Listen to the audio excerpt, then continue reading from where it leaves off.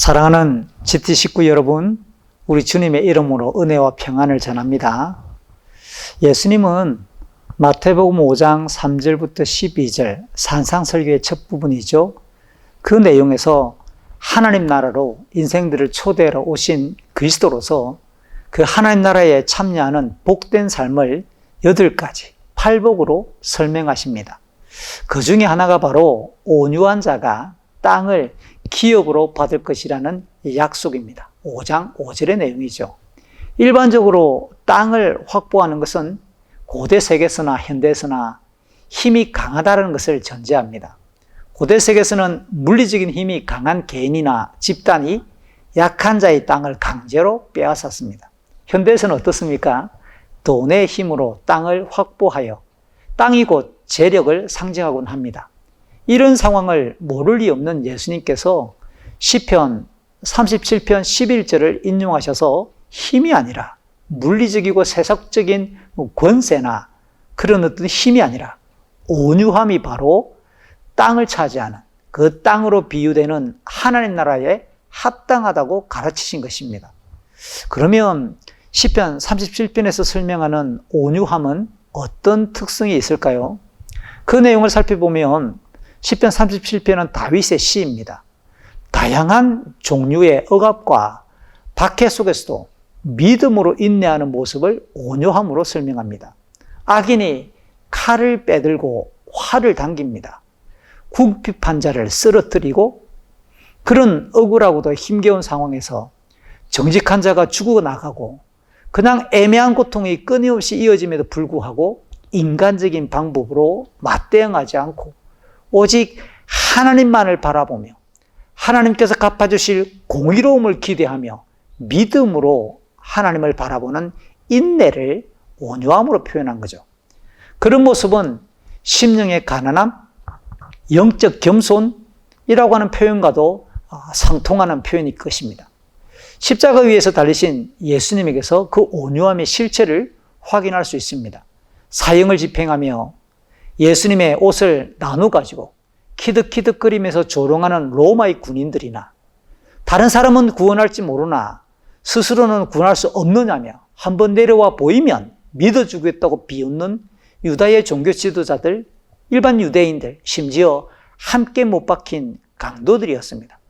그럼에도 예수님은 일절 대꾸하지 않으시고 그저 묵묵히 비난과 조롱과 고통을 인내하셨습니다. 그것은 아무것도 할 수 없는, 어찌할 수 없는 무력감이나 비굴함이 아니었습니다. 오직 성부 하나님을 향한 절대 믿음에서 비롯된 온유함이며 참으심이었겠죠. 구원을 완성하시는 십자가 위에서의 예수님을 향해 그렇게 조롱하고 비웃었던 영적 싸움을 걸어왔던 어둠의 세력들은 예수님의 사람들인 성도들에게도 당연히 싸움을 걸어오기 마련입니다. 사도 바울은 에베소서 6장 16절에서 그 싸움의 내용이 무엇이든지 성도의 경건을 무너뜨리고 범죄하도록 유혹하는 강력한 불화살로 비유하면서 그것을 이기는 방법으로 믿음의 방패를 제시합니다. 여기서 믿음은 앞에서 온유함으로 표현되었듯이 하나님 나라의 백성이 지녀야 할 영적 힘의 근거입니다. 가을의 한복판인 10월입니다. 이번 달에는 민수기 25장을 살피면서 의의 깃발을 흔들며 부르심의 여정을 진행하는 우리들에게 마주 달려오는 다양한 영적 싸움을 승리하는 믿음에 대해서 교훈하고자 합니다. 이스라엘은 출애굽 후 40년간 광야길을 걸었습니다. 이제 가나안이 요단강 건너편에 보이는 모압 평지에 도착했습니다. 모압 평지에 도착했다라고 하는 표현은 민수기 22장 1절에 소개되었습니다. 오늘 본문 1절 앞은 구체적인 그 모압 평지 중에서 지명을 소개하는데 시띠임이라고 밝혀줍니다. 그것은 여호수아 2장 1절이나 3장 1절에도 등장하는데요. 오늘 본문으로부터 수개월이 지나면 모세가 죽습니다. 그리고 차기 지도자가 되는 여호수아가 요단강 건너 가나안의 첫 번째 도성인 여리고로 정탐꾼을 보내는 바로 그것입니다. 그런데 이어지는 오늘 보면 1절 뒷부분부터 3절에서 이스라엘 백성들이 엄청난 범죄를 저지르고 맙니다. 민수기에는 모두 8번에 걸친 불신과 범죄의 이야기를 다루는데요. 마지막 범죄의 이야기입니다. 그것을 구체적으로 살펴보면 이스라엘의 남자들이 모압과 미디안의 여자들과 성관계를 가진 것입니다. 물론 육체적인 음욕을 절제하지 못한 성적인 타락이 핵심이 아니라 이방 여자들의 초대에 따라 그녀들의 신인 바알보를 예배하는 우상 숭배에도 참여했다는 것입니다. 그러면 이스라엘 백성들은 어떻게 우상 숭배와 이방 여인들의 그 육체를 탐하는 죄를 짓게 되었을까요? 사실 성적 타락은 성경에서 사무엘하 11장의 다윗이나 열왕기상 11장의 솔로몬 등의 사례에서 확인하듯이 매우 강력한 유혹과 범죄입니다. 그런데 창세기 39장을 바라보면 같은 성적인 유혹의 상황에서 요셉은 이겨냅니다. 그렇다면 무조건 넘어질 만한 절대적인 죄목이나 유혹은 아닐 수 있다는 겁니다. 방금 언급했던 다윗과 솔로몬의 사례에서 확인할 수 있는 공통적인 것은 왕권이 안정되고 커다란 명예가 쌓였고 큰 걱정거리가 없는 형통한 분위기에서 다윗과 솔로몬이 공통적으로 그렇게 넘어졌고 타락했다는 사실입니다. 그러면 영적 긴장이 풀어질 수 있는 자만심이나 나태함 속에서 더욱 강력한 힘을 발휘하여 인생을 넘어뜨리게 만들 수 있는 것이 곧 성적 타락이다라고 우리가 잠시 규정해 볼 수 있습니다. 본문의 이스라엘도 그런 분위기가 한몫했음을 발견하게 됩니다. 앞선 민수기 21장 21절 이하에서 아모리의 왕 시혼, 바산 왕 옥 등을 차례로 연파합니다. 생각지도 못했을 거대한 땅을 획득하고 정복하게 되었습니다. 이쯤 되면 이스라엘은 자신감으로 충만했겠지요. 한껏 어깨에 힘이 들어갔을 시점입니다. 더 이상 광야를 방황하지 않아도 될 만한 이제는 가나안 땅이 눈앞에 보이는, 그래서 안도감까지 이스라엘 사회에 가득 생겨나기 시작했을 때입니다. 이어지는 22장, 23장, 24장까지 참고한다면 모압 왕 발락이 이스라엘의 그 연성 소식과 이스라엘의 진을 치고 있는 그 거대한 규모를 보고 너무 두려워해서 무려 650km나 떨어진 유프라테스 강 주변에 거주하고 있던 이방술사 발람을 불러 저주하도록 부탁할 만큼 객관적으로 이스라엘은 지금 강한 상태가 맞습니다. 그러나 하나님의 강권적인 섭리로 발람은 저주 대신 축복을 선언했지만 31장 16절을 참고할 때 하나님의 강한 감동의 역사가 끝나자마자 곧바로 이방술사 발람은 모압 왕에게 이스라엘을 물리칠 시험에 빠뜨릴 만한 비책을 제안했습니다. 아마도 오늘 본문의 이야기입니다. 모압과 미디안의 관능적인 여인들을 선발했고 그것도 지도층의 딸들을 이스라엘 남자들의 눈에 슬쩍 그리고 분명하게 띄게 만든 다음 관능적으로 유혹하게 했을 것입니다. 그 여인들은 새치 혀로 부드럽게 입술을 놀리며 그리고 관능적인 몸짓으로 이스라엘이 거두었던 최근의 승리와 이스라엘의 힘을 한껏 칭찬하며 이스라엘 남자들을 붕 띄웠을 것입니다. 구약의 바알 숭배는 항상 성관계를 동반하는 종교 행위를 시행했습니다. 이스라엘은 그들이 거두었던 승리감에 도취된 나머지 그 이방 여인들의 유혹에 별다른 저항 없이 꼼꼼한 분별력 없이 그냥 꽝 하고 넘어진 것입니다. 특히 오늘 본문 4절과 5절은 이번 범죄에 대하여 하나님께서 지도자들을 대낮에 목매어 죽이라고 엄히 명하심으로 지도자들이 먼저 유혹되었고 일반 백성들도 따랐을 가능성이 큽니다.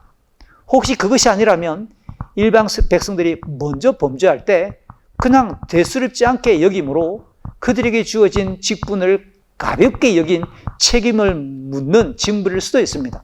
어쨌든 모세는 하나님의 말씀대로 바알볼에게 예배한 자들을 사형시키라고 지시합니다. 9절에는 일반 백성들에게도 전염병이 발생하여 무려 2만 4천 명이 죽었습니다. 이 숫자는 이스라엘이 광야에서 단일 범죄로 징벌을 받아 죽었던 역대급 최대 규모입니다. 이처럼 어떤 일에 성공에 대하여 하나님의 주권과 은혜에 대한 고백 대신에 스스로 정치했다라는 생각은 곧바로 영적 자만으로 이어질 수 있고 죄와 불경건 간의 그 경계를 희미하게 만들어버립니다. 하나님을 향한 간절함이나 기도 생활을 멀리하는 영적 나태함으로도 이끕니다.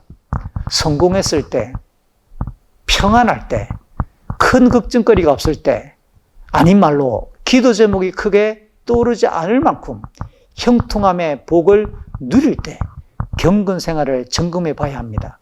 굳이 그런 상황이 아니라 해도 사랑하는 GT 회원 여러분, 지금 당장 우리 자신의 영적 상태를 확인해 볼까요? 여러분, 간절하고 뜨거운 기도가 있습니까?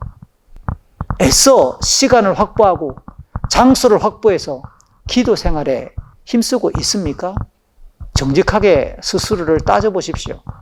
또 하나, 주일의 공예배를 향한 간절함이 있습니까? 주일에 이 예배를 기다리고 있습니까? 가장 기본적인 시금석 같은 이 영적인 상태들을 몇 가지 자료를 가지고도 스스로에게 대입해 보시기를 간절히 부탁합니다. 한편 오늘 본문 6절과 14절, 15절을 보면 이스라엘 백성들이 자기들의 범죄함과 하나님의 징계로 인해 회막 입구에 모두 모여 울고 있었습니다. 어쩌면 모세와 아론이 백성들을 모아 함께 애통하며 회개하고 있었는지도 모릅니다. 그런 상황에서 시므온 지파의 지도자 중에 한 명인 시므리가 미디안 우두머리 중 한 명의 딸인 고스비라고 하는 여인을 데리고 자기 장막 안으로 걸어 들어가는 겁니다. 특이하게도 두 사람의 이름을 구체적으로 밝힌 것은 그만큼 죄성에 깊이 탐닉하였으므로 처벌받아 마땅한 자임을 밝히기 위함이 아닐까 싶습니다. 아무리 음욕이 부릴 듯 하더라도 동료들이 모여 울고 있으면 눈치를 보게 마련이잖아요. 그리고 지으려 했던 범죄 행위를 주춤거릴 것입니다. 그런데 불구하고 그 남녀는 전혀 자기의 걸음을 멈출 생각이 없었습니다. 죄성의 불길이 그들을 완전히 삼켜서 양심이 굳어버린 상태였습니다. 이에 7절과 8절에서 아론의 손자인 비느하스가 창을 들고 그들을 뒤따라 들어가 단번에 2명을 찔러 죽였습니다. 그랬더니 하나님의 징계로 임했던 전염병이 멈추었습니다. 이러한 비느하스의 행위를 하나님께서는 살인으로 규정하지 않으셨습니다. 오히려 11절, 13절 뒤에서 현행범들에게 하나님의 진노와 심판을 대신 집행한 의로움으로 판결하셨습니다. 또한 12절과 13절 앞에서 비느하스의 후손과 평화의 언약을 맺으시되 영원한 제사장 가문이 될 것이라고 덧붙여 주십니다. 아론의 후손이니까 원래 제사장 가문이지만 사무엘서를 보면 직무를 바르게 감당하지 못해 가문의 위기를 겪는 엘리 제사장 집안이 소개됩니다. 그렇다면 이스라엘의 제사장은 혈통적으로 아론의 후손이어야 하지만 그 직분을 올바르게 수행하는 자들에게 계속 이어지는 특별한 선물임이 분명하지요. 또한 비느하스의 행위를 제사장 직무를 무엇인지 우리에게 알려주는 귀중한 힌트이기도 합니다. 곧 하나님과 백성들 사이에 선언자로서 하나님의 진노와 심판을 막아서거나 백성들의 죄를 가려서 하나님의 복과 은혜를 전달하는 역할을 감당하는 것이 곧 이스라엘의 제사장이라는 사실도 확인됩니다. 구약의 마지막 시대에 활동했던 말라기 선지자는 본문의 비느하스에게 약속하셨던 평화의 그 언약을 인용하여 구약 말기에 제사장들이 그 거룩한 직무를 제대로 감당하지 못하고 타락해서 백성들의 죄를 방관하거나 오히려 죄를 부추기는 상황을 강하게 책망하며 다시 올바르게 그 직무를 시행하라고 교훈합니다. 그것이 말라기 2장 5절 7절의 내용입니다. 이렇게 비느하스의 행위는 오랜 세월 동안 이스라엘 제사장직의 모범적 사례로 계속 인용되고 회자되었을 것입니다. 이제 16절부터 마지막 18절까지의 내용은 비느하스의 의로운 징벌로 하나님의 징계가 멈춘 뒤 하나님께서 이스라엘로 하여금 범죄하게 만들었던 미디안을 대적하여 반드시 징벌하라고 명령하십니다. 이 말씀에 순종하여 이스라엘은 민수기 31장에서 미디안을 정복하고 꾀를 내었던 이방술사 발람도 처형합니다. 이를 보면 하나님께서는 절대로 죄를 그냥 지나치지 않으시는 거룩하신 분이십니다.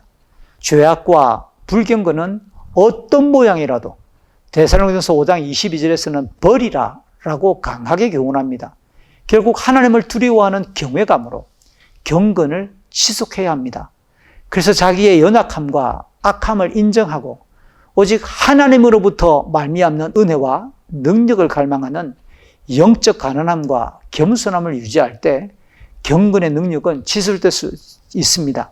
오늘 살펴본 부분은 광야 40년째, 조만간 약속의 땅인 가나안으로 들어가기 직전의 상황에서 출애굽 2세대들의 영적 긴장이 무너져 모압과 미디안의 간사한 관계 속에 우상을 숭배하며 이방 여인들을 품에 안는 심각한 범죄를 소개했습니다.